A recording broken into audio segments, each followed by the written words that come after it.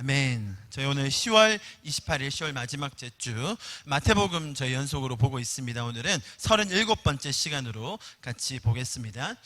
예수님께서 13장에 말씀하신 천국의 비유를 순서대로 저희가 보고 있습니다. 먼저는 씨 뿌리는 자에 대한 비유를 살펴보았고요. 그리고 지난주에는 가라지와 알곡에 대한 비유를 배웠습니다. 오늘은 이 가라지와 알곡 비유 바로 다음에 나오는 비유예요. 겨자씨와 누룩의 비유. 그런데 다른 비유들 중에서도 제자들이 하필 이 가라지의 비유에 대해서 예수님께 물어봐요. 그래서 예수님께서 가라지 비유 말씀하시고 그리고 겨자씨 누룩 말씀하시고 나서 이제 설명을 가라지 비유를 하시는 바람에 지난주에 그것을 묶어서 받고 그 중간에 있는 두 가지 비유를 오늘 같이 나누겠습니다. 짧게 중간에 끼어 있다고 해서 유명하지 않거나 잘 알려지지 않은 건 아니죠. 아마도 예수님의 천국 비유 중에 가장 유명하고 잘 알려진 베스트 10 안에 드는 인기 비유가 아닐까 생각해 봅니다. 아마 여러분들도 오늘 이 비유를 읽으시면서 지금까지 들어왔던 수많은 설교들이 아마 스쳐 지나가셨을 겁니다. 이 본문이 나오면 의뢰 좀 식상하기도 하죠. 그래 겨자씨처럼 우리도 작았는데 많이 자라서 세상에 영향력을 끼쳐야지, 또 누룩처럼 세상을 변화시키는 존재가 되어야지, 이런 설교가 대부분이죠. 여러분, 설교자인들 그 마음을 모르겠습니까? 그러니까 메시지야 대동소이하지만 어떤 예화가 좋을지, 어떤 간증이 성도들의 심금을 더 울릴지를 고민하게 되는 것 같아요. 제가 이런 말씀을 드리는 근거가 있는데요, 이 말씀이 워낙 유명하기도 하고 제가 좀 연구해보고 알아보니까 조금 다른 포인트들이 있는 것 같아요. 그래서 제가 아주 여러분의 설교를 들어보았습니다. 아주 유명한 분들부터 시작해서 또 유튜브에 올라와 있는 다양한 것들을 제가 전체적으로 들어봤습니다. 한 20분 이상 들어본 것 같아요. 많이 들어봤죠? 자, 들어보니까 크게 두 가지 맥락으로 정리가 되는 것 같았습니다. 자, 먼저 첫 번째는 우리가 잘 아는 기존의 해석입니다. 천국은 이렇게 겨자씨가 나무가 되는 것처럼, 또 누룩이 밀가루를 부풀게 하는 것처럼 확장되고, 천국이라는 것은 급속도로 커지고 그래서 세상에 영향력을 미치는 것이다. 그런 이야기를 많이 하시죠. 겨자씨는 씨 중에서도 가장 작은 것인데 나중에는 이렇게 나무로 자라서 많은 새들이 머물게 되었다. 참 놀라운 일입니다. 그죠? 자, 그러면서 이런 예들도 많이 드십니다. 제가 기존의 설교들을 좀 서두에 말씀드리겠습니다. 비록 여러분이 너무 작고 미비해 보일지라도 하나님을 믿으시기를 축복합니다. 저는 이제 기존의 설교를 하는 거예요. 자, 하나님께서 우리가 아무리 작고 미비하더라도 기적을 베풀어 주시면 우리도 그 겨자씨였던 우리가 나무로 자라서 영향력을 끼칠 수 있습니다. 자, 그러면서 시각자료를 꼭 보여주시더라고요. 제가 어릴 때 부흥사분들이 이렇게 집회하러 오시면 꼭 그 이스라엘에서 사왔다고 하면서 코팅한 겨자씨 보신 적 있죠? 저도 많이 봤어요. 아마 다 보셨을 거예요. 꼭 뭐 좀 보이냐고 하면서 카메라 비춰보라고. 이렇게 작은 게 2m, 3m까지 자란다고 해요. 겨자나무가. 그렇게 자라가지고 새들이 깃들게 된다고 이야기를 합니다. 그러면서 딱 이 말씀을 띄우면 아주 쿵짝이 잘 맞겠죠? 읽어봅시다. 시작. 내 시작은 미약하였으나 내 나중은 심히 장대하리라. 여러분, 이 말씀이 얼마나 많이 씁니까? 제가 여러 번 설명드렸죠. 지금 제 카톡에 검색해봐도 제 친구들 중에 몇 명이 이 말씀을 상태 메시지로 해놓고 있습니다. 여러분, 이 말씀은 참고로 욥의 친구 빌닷이라는 그 친구가 욥한테 비꼬면서, 그래 네 꼬라지 좋다, 네 시작은 이렇게 작고 미비한데 나중에 커질 줄 믿는다, 이런 거예요. 하나님이 너를 크게 만드실 거다가 아니라, 너 잘못 없다고? 야, 네가 잘못한 거 하나님 앞에 회개해. 그렇게 계기냐? 그래, 네 시작이 참 좋네. 나중에 어떻게 커지나 한번 보자 라고 비꼬는 이야기이지, 하나님이 우리에게 심히 창대해지겠다고 약속해 주신 말은 절대로 아님을 곁다리로 첨가드립니다. 자, 이 말씀 띄우면서 지금 했던 이 설명을 드리면 너무나 잘 맞겠죠. 자, 여기서 그치지 않고 또 이제 한 단계 더 들어가죠. 천국의 외적 성장인 겨자씨가 있다면 또 내적 성장인 누룩이 있다는 겁니다. 한 개인의 인생은 물론 사회와 역사까지도 변혁시킬 수 있는 것이 바로 성도의 본분이다라고 이야기하면서, 이제 처음에는 아주 힘들게 살았는데 나중에 성공한 케이스들, 이제 그런 예화를 많이 드시죠. 우리 많이 들었던 록펠러 아저씨라든지 성경의 인물 중에서는 다니엘, 이런 사람을 많이 듭니다. 참 재밌는 건 뭐냐면 설교의 흐름이 이렇게 가요. 그래서 이제 이런 영향력을 끼쳐야 되는데 하나님은 이렇게 만드실 거다. 그 대표적인 예가 누굽니까? 뭐 이런 사람들입니다. 자, 그럼 우리는 어떻게 해야 되겠어요? 우리도 이 사람들처럼, 우리도 이 사람들이 했던 그 생활의 스타일처럼 겸손하고 정직하고 용기 있게 예배 빠지지 말고 기도 열심히 하면서 살아야 됩니다. 이렇게 이야기를 많이 하시더라고요. 심지어 제가 많은 주석들을 읽어보았는데요, 주석에 이런 적용이 나와 있었습니다. 한번 들어보십시오. 제가 읽어드릴게요. 작은 일부터 실천하는 것이 중요합니다. 주님은 겨자씨 하나를 심으셨다고 했습니다.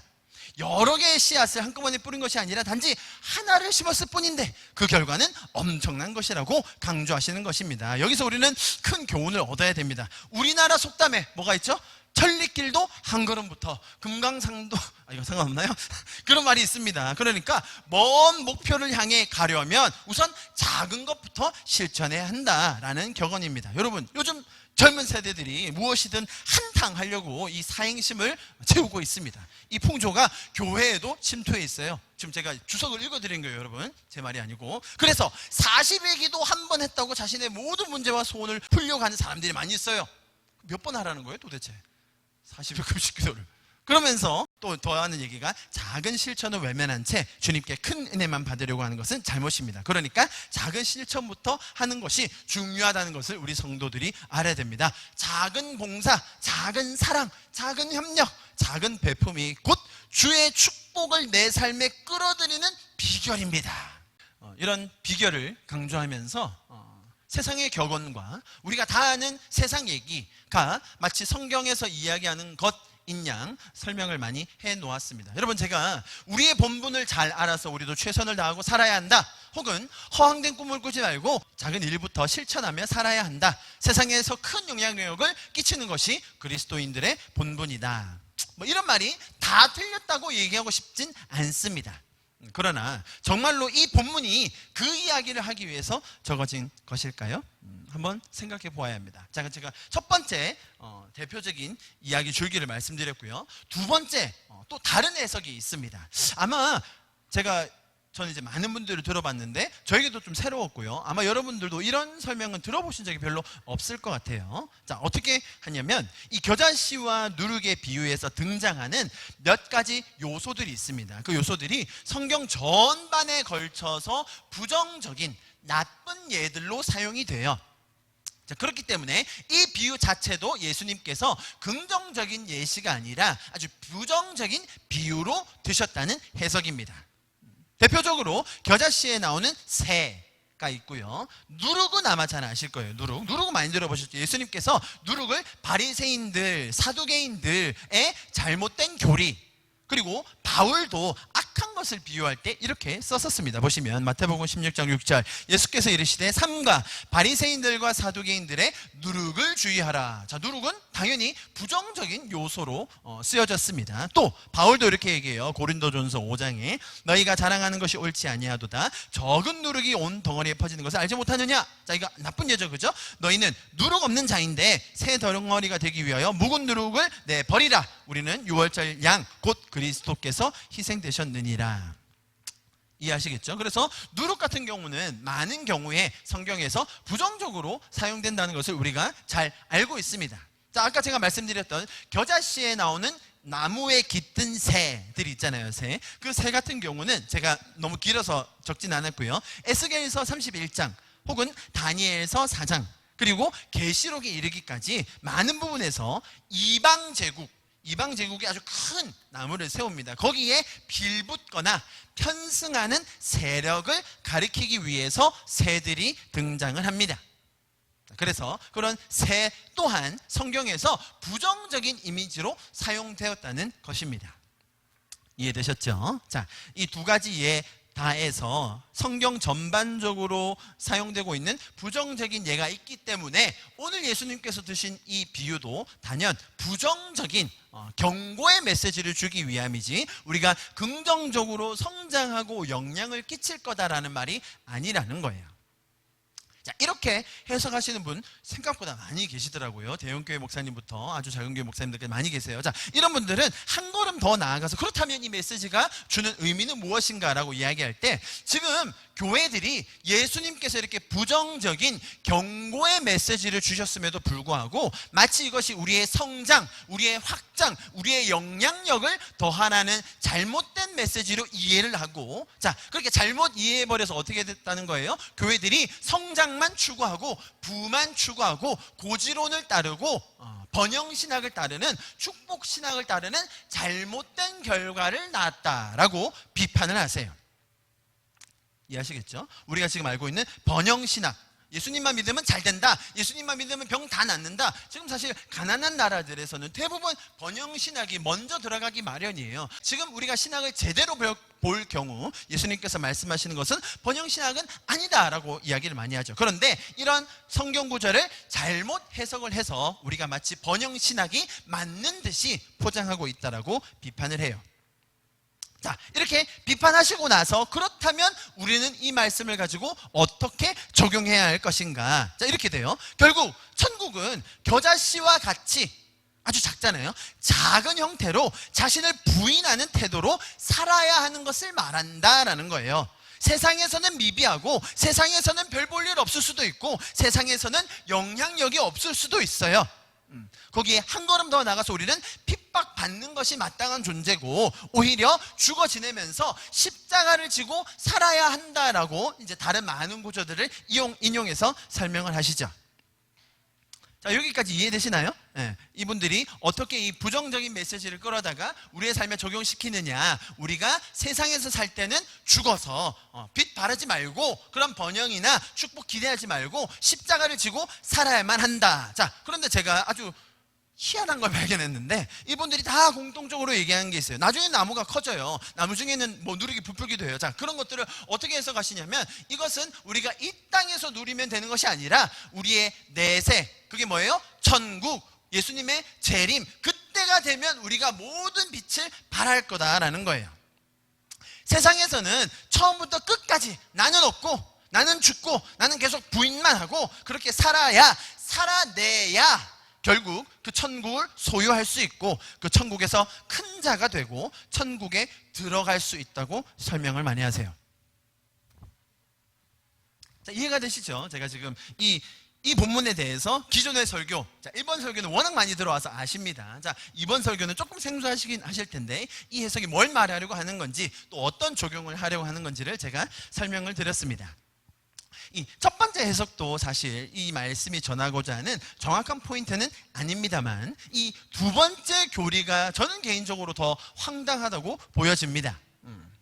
우리가 이 땅에서 여기서 사는 것은 꾹 참고 견디고 이 악물고 끝까지 믿음을 사수해야 하는데 심지어 그 방식이 가만히 있는 것을 뛰어넘어서 죽을 힘을 다해서 세상에서 천대받고 미움받고 갈굼을 당해야만, 무슨 말이에요? 예수님도 고난을 받으셨으니까, 예수님도 십자가 지셨으니까, 예수님도 모욕을 당하셨으니까. 예수님이 어떤 모욕을 당하셨어요? 예수님은 그렇게 하시지 않을 수도 있는데 십자가에 매달리셨을 때 야, 너 거기서 내려와 봐라. 그럼 우리가 선지자인지 믿겠다. 내가 천사들 12군단이나 데려와서 이 자리를 면할 수 있는 거 알지 못하느냐라고 하시면서도 참으시면서 받으셨던 그 모욕, 그것을 우리도 마찬가지로 세상에서 목소리 낼 수 있고 세상에서 싸울 수도 있지만 그 수모와 모욕을 다 당해야 하는 것이 우리의 본분이다. 자, 그러면 어떤 결과가 나온다는 거예요? 우리는 언제 꽃 피우게 돼요? 언제 멸류관 받게 돼요? 천국에 갔을 때, 예수님 재림하실 때, 주님, 제가 예수님처럼, 예수님이 하셨던 것처럼 제가 세상의 명예부 다 바라지도 않고 이렇게 십자가 지면서 끝까지 견디면서 살았습니다. 주님, 저 예뻐해 주실 거죠? 이렇게 이야기를 많이 합니다. 여러분, 이런 생각은 참 갸륵하고 기특한 생각인가요? 우리 하나님께서, 예수님께서 고생하셨으니까 나도 똑같이 그렇게 살아야 된다. 그래야 예수님께서 마지막에 심판주로 오실 때에 백마 타고 오셔서 천국에 들어갈 자, 지옥에 들어갈 자를 나누실 때에 주님, 나 이만큼 고생했습니다. 주님, 나 이만큼 수고했습니다. 이제는 천국에 가서는 예수님 옆자리에 앉게 해주실 거죠? 여기서는 제가 볼품없이 살았지만 천국에 가서는 좀 뽀대나게 그렇게 살아야 되지 않겠습니까? 자, 이런 이야기는 여러분 갸륵하거나 기특한 생각이 아니라 참 미련한 생각입니다. 제가 지금 어떤 구도로 얘기하는지 아시겠죠? 1번에서는 잘 아는 거고 2번에서 적용이 왜 잘못됐는지 설명드렸어요. 여러분, 창조주가 이토록 수모를 받으시고 인간의 몸을 입으셔서 십자가를 지신 이유가 뭡니까? 예수님께서 인간의 육신을 입고 이 땅에 오셔서 이루고자 하신 일이 무엇인가요? 우리 같이 한번 읽어보겠습니다. 요한복음 10장 10절 말씀 시작. 도둑이 오는 것은 도둑질하고 죽이고 멸망시키려는 것 뿐이요, 내가 온 것은 양으로 생명을 얻게 하고 더 풍성히 얻게 하려는 것이라. 여러분, 이 구절을 오늘 그 본문을 부정적으로 해석한 분들은 이런 풍성함, 이런 생명 어디서 얻어야 된다는 거예요? 내세에, 천국에, 그리고 이 땅에서 고생하고 수고하는 많은 것들을 다 거기서 받을 풍성함을 빌미로 약속만 한다는 거예요. 이 땅에서 괜히 이런 풍성함을 먼저 누리려고 했다가는 자본주의의 덫에 걸리고 번영신약의 함정에 빠지고 고지론이라는 잘못된 신앙으로 빠지기 때문에 절대로 이 땅에서는 부와 명예를 얻어서는 안 된다고 생각을 합니다. 이분들의 마음이 참 이해가 되기도 합니다만, 그죠? 한편으로는. 왜냐하면 그런 잘못된 케이스들 때문에 교회가 잘못된 방향으로 나가는 걸 많이 봤기 때문에 이해도 되지만 동의할 수 없는 부분이 너무 많습니다. 여러분, 예수님께서 십자가를 지심으로 우리는 자유함을 얻게 되었습니다. 이 땅에서 얻은 것입니다. 내세에 가야 얻을 수 있는 것이 아닙니다. 예수님께서 고난을 받으심으로 우리가 나음을 입게 된 것입니다. 그게 어디라고요? 저 천국에서요? 아니요, 지금부터 가능한 거예요. 같이 한번 읽어보겠습니다. 이사야서 53장 5절 시작. 그가 찔림은 우리의 허물 때문이요, 그가 상함은 우리의 죄악 때문이라. 그가 징계를 받음으로.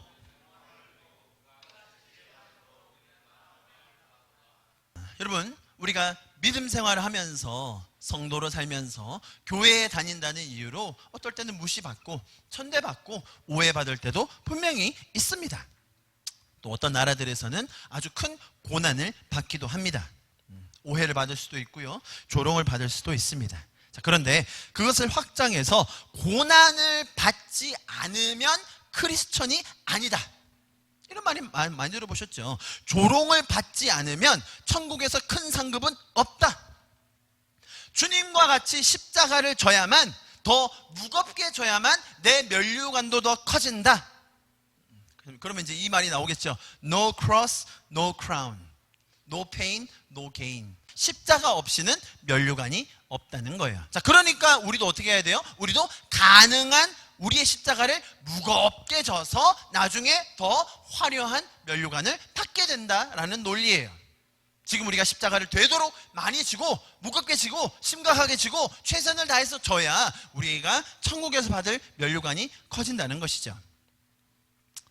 여러분, 이것은 잘 생각해 보시면 다분히 인간 중심적이고 우리 행위 중심적인 종교가 돼버리는 이야기입니다. 자, 보십시오. No cross, no crown이란 말은 예수님이 십자가를 지셨기 때문에, 예수님이 십자가를 지신 그 이유로 우리가 아무 일도 하지 않았는데, 우리는 구원받을 만한 자격이 없는데, 우리는 은혜 받을 만한 짓을 한 게 없는데 예수님이 십자가를 지셔서 우리에게 면류관을 씌워주신 거예요. 자, 그러니까 그런 면류관이 나에게 왔을 때 우리의 반응은 뭐예요? 주님, 제가 한 게 없는데요? 주님, 저는 잘한 게 없는데요? 주님, 제가 은혜 받을 그런 행동을 한 게 없습니다. 이 면류관 주님 가지십시오. 이 면류관은 주님의 것입니다. 제가 이거 받을 자격이 없습니다 라고 하면서 면류관을 던지는 것, 그게 계시록 4장이에요. 장로들이 면류관을 왕 앞에 던지죠. 이건 제 것이 아닙니다. 그랬더니 예수님 어떻게 했어요? 아니야, 내가 십자가 졌는데 면류관을 너희가 써, 너희가 영광을 받아라 하면서 면류관을 우리가 다시 씌워주세요. 이것이 기독교의 아름다운 모습이에요. 예를 들어서 제가 아버지로서 열심히 일하고 수고하고 고생해서 우리 자녀들에게 좋은 환경을 마련해주고 또 감사함으로 살 수 있도록 그런 모든 것들을 준비시켜 놨다고 해봅시다. 그러다 만약에 우리 아이들이 우리 부모님이 이렇게 고생하셔서 날 잘 살 수 있도록 해주셨는데 내가 배은망덕하게 그것을 다 모르고 말이지 그냥 나만 편안하게 살면 안 되지, 우리 부모님이 하신 것 그대로 나도 밑바닥부터 다시 처음부터 다시 시작해야겠다. 자, 이렇게 하는 저를 보면 부모님 저를 더 예뻐해 주실 거죠? 만약에 이렇게 한다면 저의 마음 부모로서 혹은 또 여러분들은 부모로서 어떤 마음이 드시겠습니까? 우리 아기 역시 기특하네, 철이 많이 들었어, 그러시겠어요? 아니, 내가 수고해서 내가 많은 힘을 들여서 그 아이에게 자유함을 주고 또 평화를 주고 기쁨을 줬잖아요.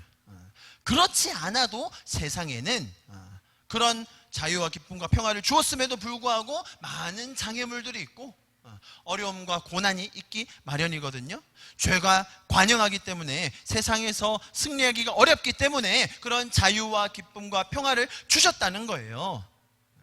그래서 이 죄 많은 세상에서 감사하며 천국을 살고 누릴 수 있도록 해주셨는데 나랑 똑같이, 아니 나보다 더 중한 십자가를 지겠다고 갑자기 의기충천해가지고 이 땅에서 누릴 수 있는 것들은 다 제가 재림하면 받을게요, 그때 이자 톡톡히 쳐주셔서 저한테 주시면 됩니다, 제대로 챙겨주세요 라고 한다면 기가 차지 않겠습니까? 잘 들으십시오. 이미 우리에게 주어진 그 천국, 이미 우리에게 주어진 그 천국과 감사와 평화를 가지고 아직 그것을 살지 못하는 자들에게 나누어 줄 생각을 해야 합니다. 잘 보시면 우리의 삶이 하나님을 섬기고 또 하나님을 위해서 산다고 하지만 보십시오, 그 예수님께서 지신 십자가로 인하여 내가 면류관을 받았다고 생각하는 사람들은 우리가 지금 하는 행동, 그것이 예배든 섬김이든 봉사든 그런 것이 다 감사와 감격이 될 수 있어요. 그런데 반대로 내가 십자가를 져야만 면류관을 받는다고 생각하는 사람들은 그 면류관을 받기 위해서 비슷한 행동을 해요. 뭐예요? 섬김, 봉사, 희생도 해요. 겉으로 보여지는 외적인 결과는 같을 수 있으나 내적인 동기는 완전히 달라진다는 거예요. 자, 제가 여러분에게 기존에 있는 그런 설명들 아주 큰 두 가지 맥락에서 이야기를 드렸습니다. 자, 그렇다면 오늘 보았던 이 두 가지 예화가 전달하려고 하는 메시지는 뭘까요? 아니, 지금 저희가 13장 전체에서 맥락을 보고 있는데 이 13장 천국 예화에서 주시고자 하는 메시지는 뭘까요? 자, 먼저 몇 가지를 정리하고 넘어가겠습니다. 아까 말씀드린 그런 새, 누룩, 이 성경에서 부정적인 용례로 사용된 것이 많이 있어요. 생각 한두 구절이 아니라 제법 많이 있어요. 제가 몇 가지 보여드렸죠, 그죠? 그런데 그것 때문에 이 구절도 동일하게 부정적으로 이야기하셨다라는 것은 논리적 비약이 심합니다. 신약에서 이 새가 나오는데요, 이 새는 대부분 신학적인 의미를 함축하고 있긴 합니다.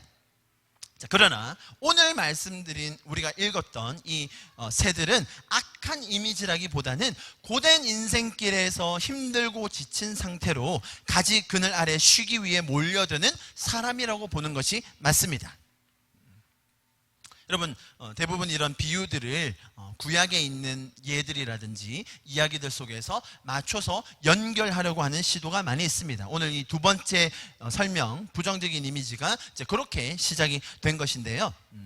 많은 구약의 예언서나 혹은 묵시서나 혹은 계시록 등에서 찾아오려는 경향이 있는데 다 틀린 건 아니에요. 그러나 확실한 연결점 없이 맞추려고 노력하는 것은 또 다른 부작용을 낳아요.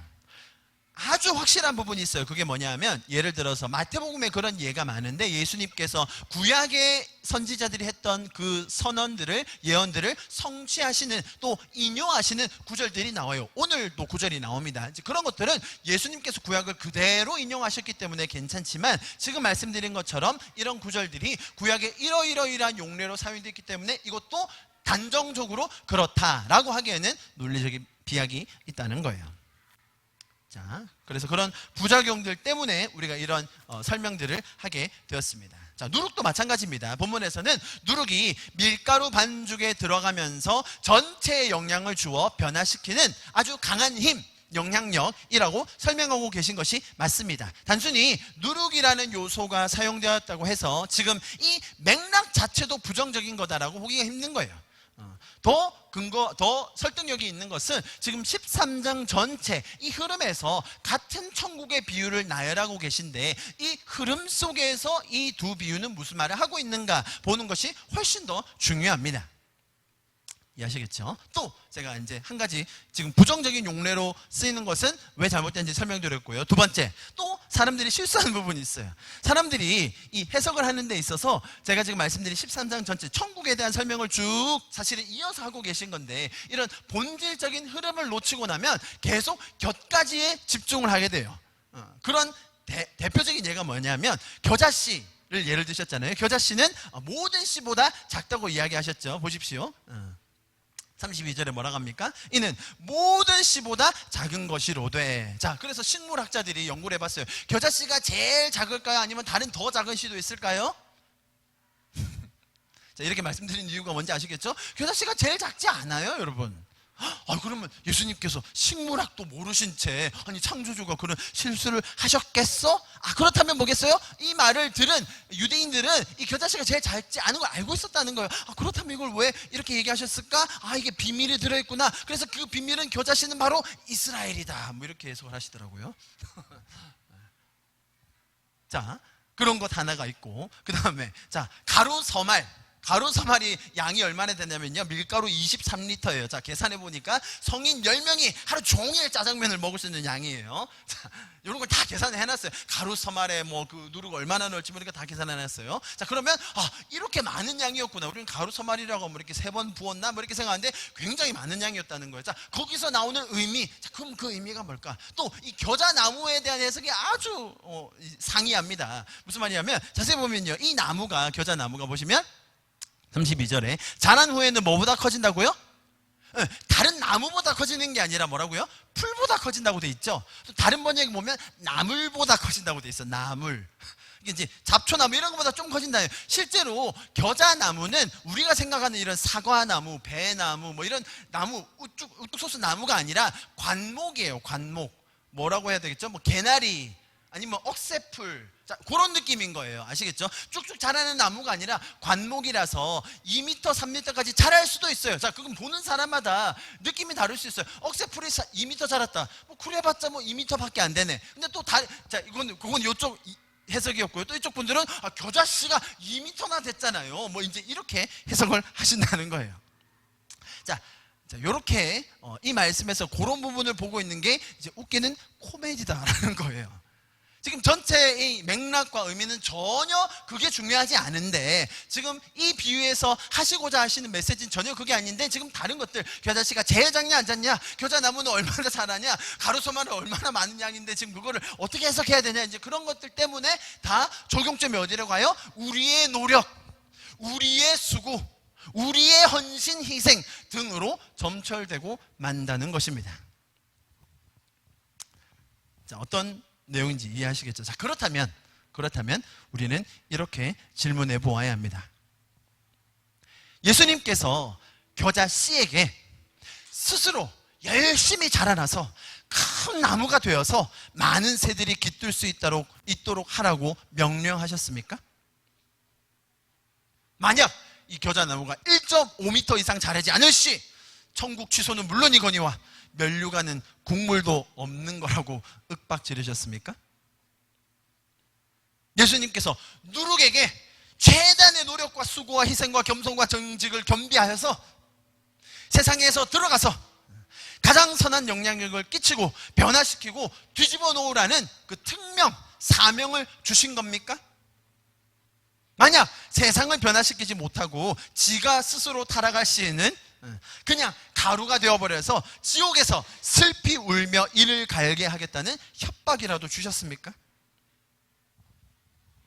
동일한 맥락입니다. 들어보십시오. 여러분, 예수님께서 우리에게 세상의 빛과 소금이 되라고 명령하신 적이 있습니까?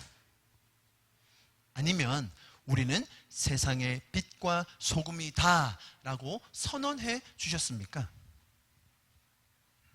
여러분, 이 예수님께서 주시는 메시지에 에서 예수님의 표정과 예수님의 마음과 예수님이 우리를 바라보시는 그 감정을 잘 이해해야 합니다.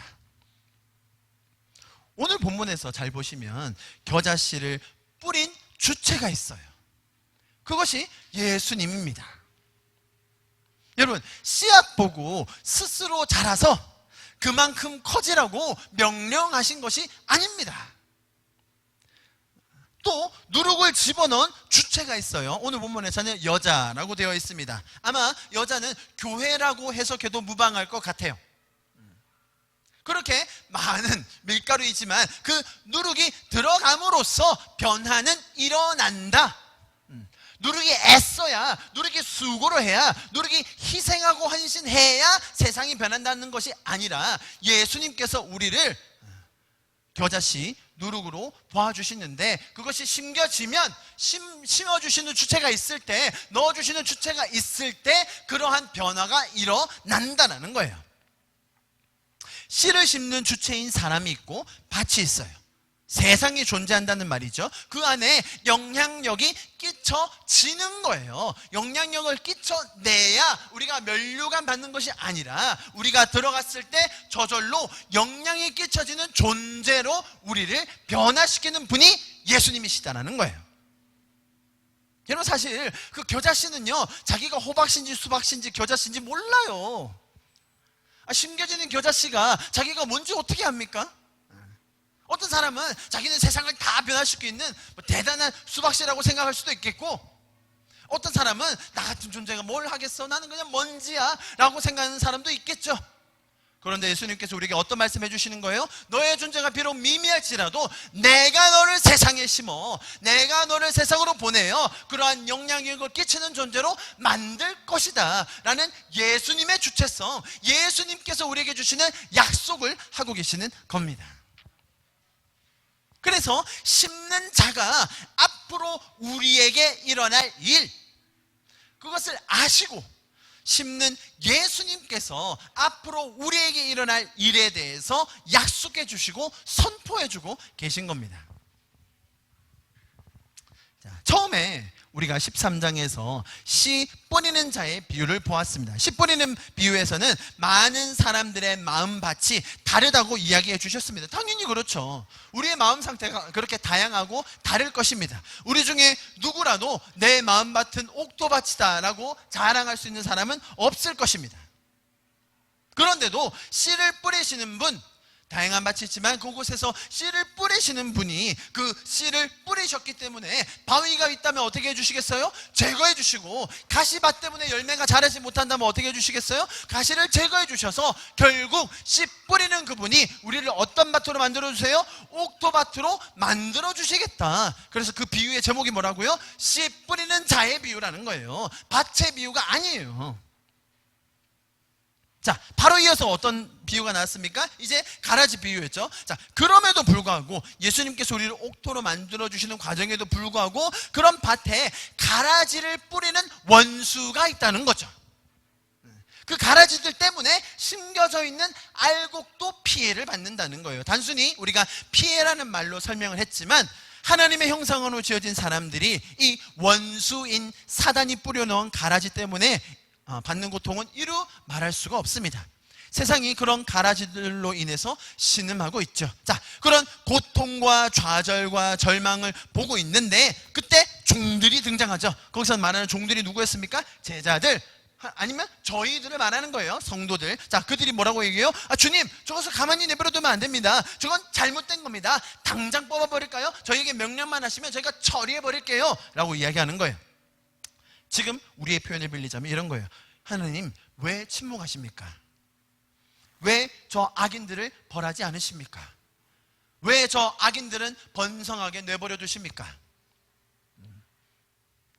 왜 그렇게 무능력하게 보고만 계십니까? 징벌을 내리십시오.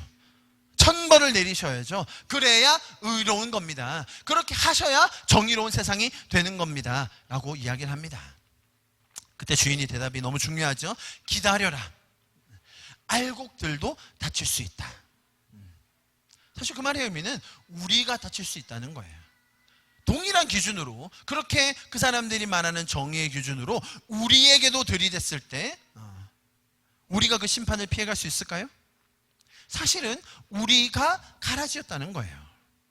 우리도 하나님을 떠나 죄에서 방황하던 죄인 중에 괴수였습니다. 자, 그런 우리를 구원하신 하나님께 우리가 감사를 드리면서 하나님께서, 주인께서 기다려라 하시는 그 말씀, 무슨 말이에요? 그렇게 놔두면 결국은 지옥이라는 곳, 나중에 풀무불, 울며 이를 갖는 그곳, 무슨 뜻이에요? 하나님과의 관계가 영원히 분리되어서 떨어져 있는 그 상태로 갈 거기 때문에 그들을 더 구해내기 위해서, 그들을 더 건져내기 위해서 기다리시는 주인의 마음을 설명하는 것이 이 가라지의 비유라는 거예요. 자, 그 딱 중간에 지금 말씀드렸죠? 이 씨를 뿌리는 자의 비유, 가라지의 비유, 딱 그 중간에 이 겨자와 누룩의 비유가 들어있다는 거예요. 자, 그러면 우리가 어떻게 해석해야 되겠냐는 거죠. 동일하게 이것은 씨를 뿌리는 자, 겨자 씨를 심는 분, 누룩을 넣는 분, 이 분의 마음을 가지고 해석을 해야 된다는 것입니다. 겨자 씨를 심고 밀가루를 누룩에 넣는 그 주체, 그분이 우리에게 주시는 이 동일한 약속, 선포가 이 비유의 핵심인 것입니다. 그래서 우리는 이 비유를 통해서 그렇구나, 우리의 존재가 그런 자이구나, 내가 수박씨인지 호박씨인지 몰랐는데 나의 정체성은 이런 것이구나, 하나님께서 나에게 이런 약속을 주시구나 라는 용기와 위로를 받을 수 있는 것입니다. 저는 개인적으로 조금 또 다른 위로를 받았습니다. 여기 보시면 32절에 공중에 새들이 와서 그 가지에 깃들이느니라 이렇게 돼 있죠. 새들이 와가지고 둥지를 틀어서 같이 산다든지 자기 집 삼아 거기서 쭉 눌러 앉는다든지 그렇게 표현하지 않으시고 깃들고 간다라고 하셨어요.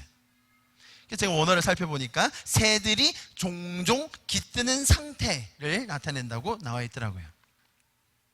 저희가 교회를 개척하고 나서 처음부터 집중했던 대상이 대학생들, 젊은이들, 다음 세대들, 또 외국인들이었습니다.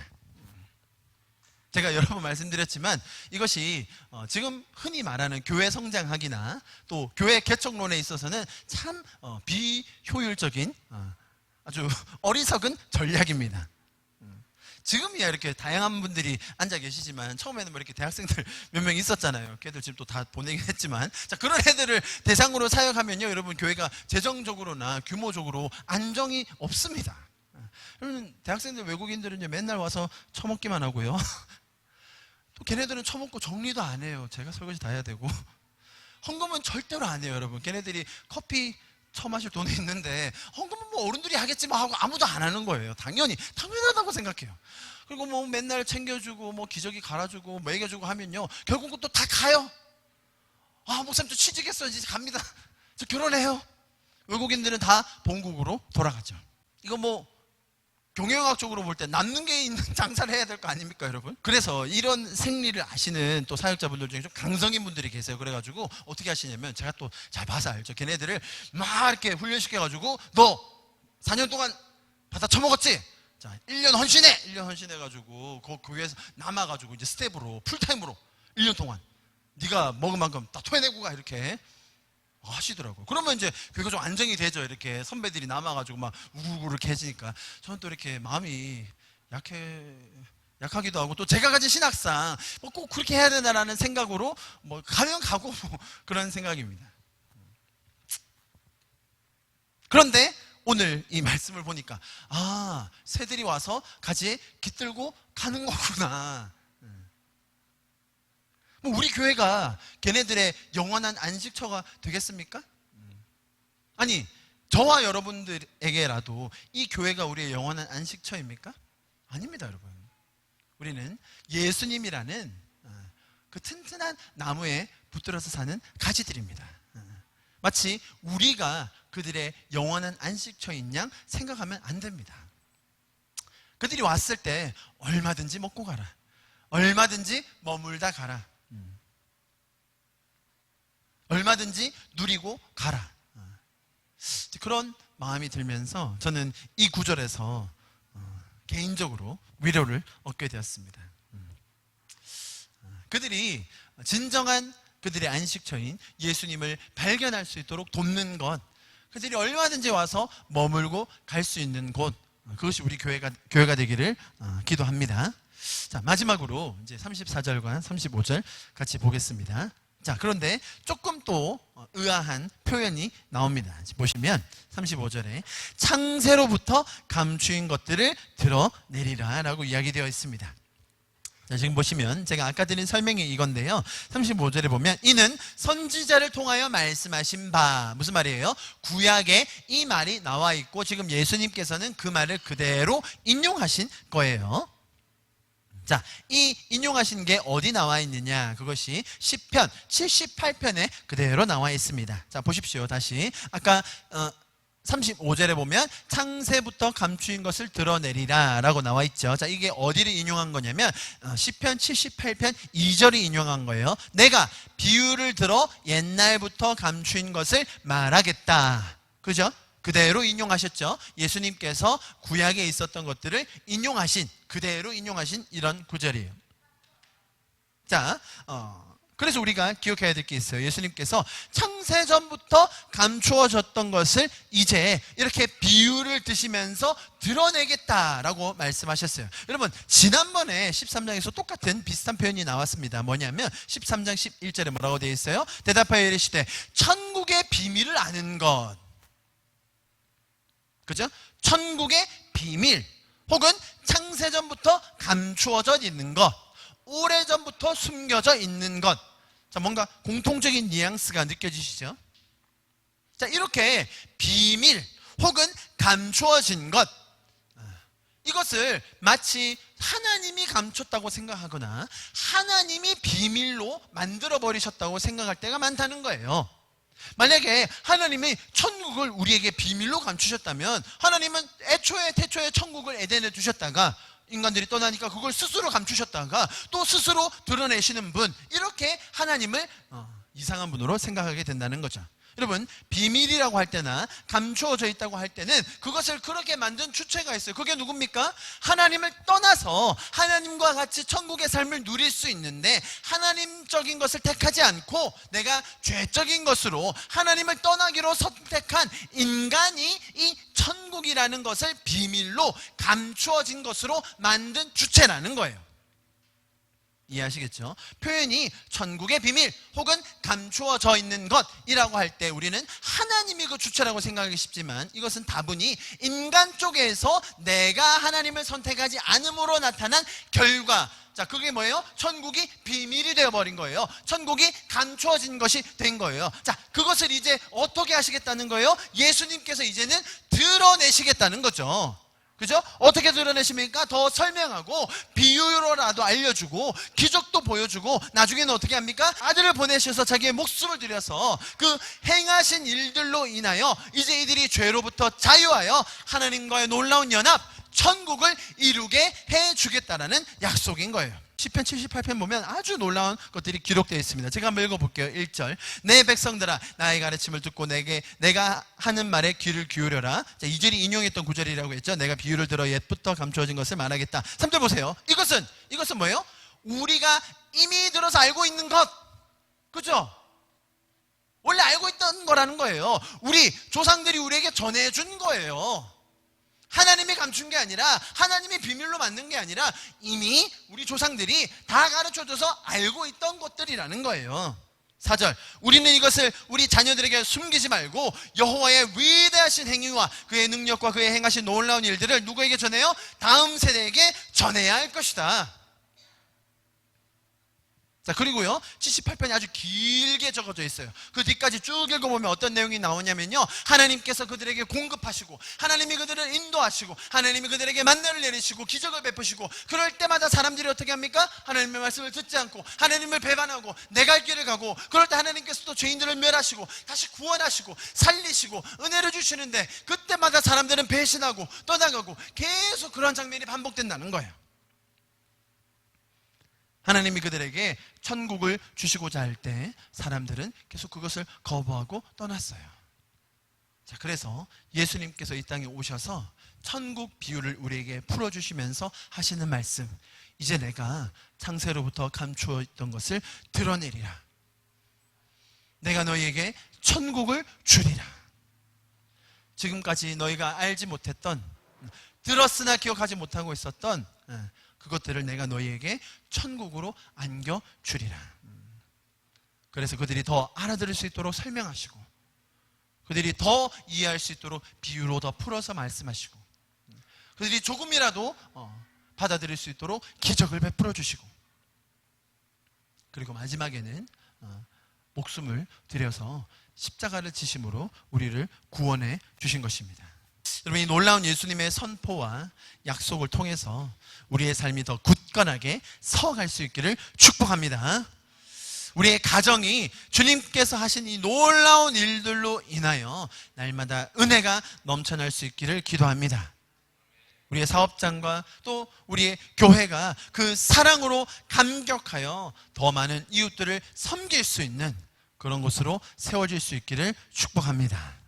우리 같이 기도하고 예배를 마치도록 하겠습니다. 같이 찬양합시다. 약할 때가 안 되시네. 약할 때가 안 되시네. 나의 보배가 되신 주, 주 나의 모든 것. 주 안에 있는 보물을 나는 포기할 수 없네. 주 나의 모든 것. 약할 때 강함 되시네. 약할 때 강함 되시네. 나의 보배가 되신 주, 주 나의 모든 것. 주 안에 있는 보물을 나는 포기할 수 없네. 주 나의 모든 것. 예수 어린 양, 예수 어린 양, 존귀한 이름. 예수 어린 양, 존귀한 이름. 십자가 죄 사셨네.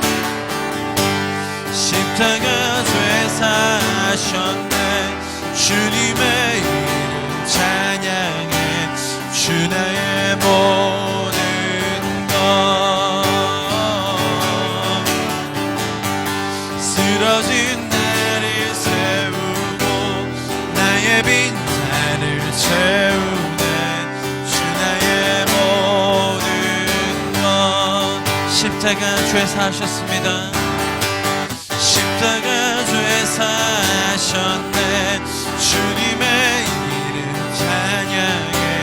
주 나의 모든 것. 쓰러진 나를 세우고 나의 빈잔을 채우네. 주 나의 모든 것. 예수 어린 양, 존귀한 이름.